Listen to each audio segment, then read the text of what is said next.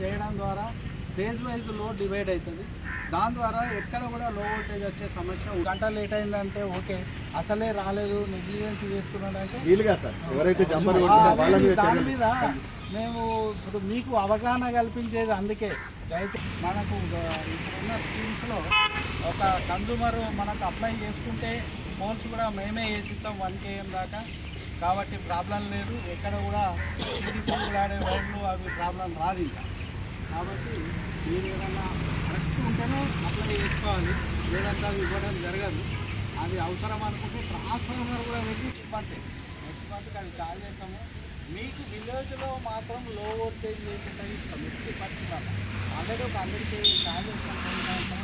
ఇప్పుడు కూడా ఒక 63 పెడతాము, 2 15 kV పెడతాం మేము గుర్తించినవి. ఇంకా మీరు ఏమైనా చెప్తే కూడా లో వోల్టేజ్ కాన్సెప్ట్ తీసుకున్నాక అటువంటి ప్రాబ్లం ఉంటుంది. ఆ ప్రాంతంలో ఏం చేస్తున్నామంటే ఏది కేజీలను తర్వాత కన్వర్షన్ ఆఫ్ లైన్స్, అది single phase 3 wire line, single phase 2 wire line ఉంది. దాన్ని మేము 4 వైర్ లైన్ 5 వైర్ లైన్ కింద మార్చడం వల్ల విలేజ్కి గాను ఆల్రెడీ మనకు 8 పోలది శాంక్షన్ ఉంది లైన్.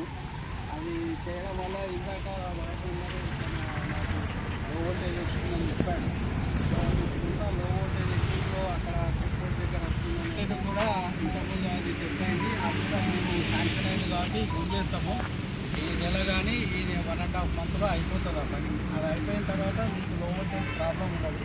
దాంతోపాటుగా ఇక్కడ ఈ వెనక సైడ్ మొత్తం కూడా అక్కడ దాకా అక్కడ ఏముందంటే అసలు ప్రజాబాట ప్రోగ్రాము జాన్కంపేటలో నిర్వహిస్తున్నాము. దీనికి మన కొత్తగా ఎన్నికైనటువంటి నేను ఏడిపల్లిని సర్పంచ్ గారిని వార్డు సభ్యులని అందరినీ కలవడం నాకు చాలా ఆనందంగా ఉంది. వాళ్ళందరికీ శుభాకాంక్షలు కూడా తెలియపరుస్తున్నాను. దాంతో భాగంగా ఇప్పుడు మనము గృహాలకు తర్వాత అగ్రికల్చర్, మనదంతా అగ్రికల్చర్ బిల్ట్ ఏరియా కాబట్టి మన దగ్గర అంతా రైతులే ఉంటారు. మళ్ళీ మనం వ్యవసాయ ఆధారితంగానే బతుకుతాము. సో దానికి మనం అక్కడ పంప్ సెట్ దగ్గర తీసుకోవాల్సిన జాగ్రత్తలు, తర్వాత డిటిఆర్ దగ్గర తీసుకోవాల్సిన జాగ్రత్తలు చెప్పడం జరిగింది. వ్యవసాయ పంప్ సెట్ ఎప్పుడు కూడా మీరు బాక్స్ ఫిట్ చేసినప్పుడు స్టార్టర్ బాక్సు పీవీసీ బాక్స్ పెట్టమని విజ్ఞప్తి. ఐరన్ బాక్సులు వాడద్దు, స్టాండర్డ్ వైరు వాడండి. ఎక్కడన్నా ఇన్సులేషన్ ఊడిపోయి వైరు బయటకు కనిపించేది ఉంటే ఏమైందిలే ఇట్లా వారేసిపోతాం అంటే అది ఇప్పుడు మనకు ఈ చల్లటి గాలి ఉంది, తర్వాత ప్రొద్దున మనకు బాగా తేమ శాతం ఎక్కువ, దాంతో కింద వాడేసిన వైరు కూడా షాక్ వచ్చే ప్రమాదం ఉంటుంది.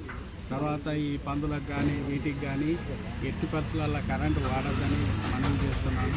ఎడ్జీ ఫ్యూజ్ సెట్లు కానీ ఎల్టీ ఫ్యూజ్ సెట్లు ఫ్యూజులు కానీ ఎల్టీ ఫ్యూజులు కానీ దయచేసి మరీ విజ్ఞప్తి చేస్తున్నాను అందరికీ. ఎట్టి పరిస్థితుల్లో మీరు మార్చకండి. సప్లై ఎక్కడి నుంచి ఎట్టొస్తుందో తెలియదు.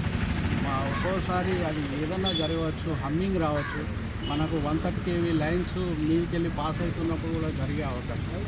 మా వాళ్ళు ఏం చేస్తారంటే ఎర్తింగ్ చేసుకొని పీవీసీ గ్లౌస్ వేసుకొని పైకి ఎక్కిన తర్వాత కొద్దిగా పని చేసుకొని షాక్ వస్తుందా లేదా చూసి వాళ్ళకు కొంచెం అవగాహన ఉంటుంది కాబట్టి చేస్తారు.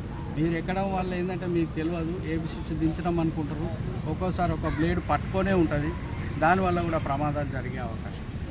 కాబట్టి దయచేసి మళ్ళీ ఒకసారి అందరికీ విజ్ఞప్తి చేస్తున్నాను, ఎటువంటి పరిస్థితులలో కూడా మీరు కరెంటు వర్క్స్ చేయొద్దు. ఇంట్లో కూడా సేఫ్ పాటించండి. పిల్లలకు అంత ఎప్పుడు ఏ ఎక్విప్మెంట్ కూడా పెట్టవద్దు. ముఖ్యంగా సెల్ ఫోన్లు కూడా కింద పెట్టకండి. ఛార్జింగ్లో పెట్టి మాట్లాడకమని విజ్ఞప్తి చేస్తున్నాను. పిల్లలకు కూడా ఫోన్లు ఛార్జింగ్లో పెట్టినప్పుడు ఎటువంటి కండిషన్లో ముట్టనివ్వద్దు. అది మన తల్లిదండ్రులుగా మన బాధ్యత. ఎక్విప్మెంట్స్ అన్నీ కూడా ఇళ్లలో వాడేటివి కూడా అన్నీ స్టాండర్డ్ వాడండి. దానివల్ల కరెంటు పొదుపు చేయడం, తర్వాత మనకి ఇస్తున్నటువంటి ఇప్పుడు దీంట్లో 200 యూనిట్లు దీనిలో భాగంగా మీరు ఎక్కువ ఉపకరణాలు కూడా వాడుకునే అవకాశం ఉంది. హై స్టాండర్డ్ మెటీరియల్ వాడితే మంచిది. కొద్దిగా కాస్ట్ ఎక్కువ అవుతుంది కానీ దానికోసం చూసుకోకుండా అన్నీ వాడుకొని ఎక్విప్మెంట్స్ కూడా మీకు లోపల ఉండేటట్టుగా చూసుకొని వాడుకోమని మళ్ళీ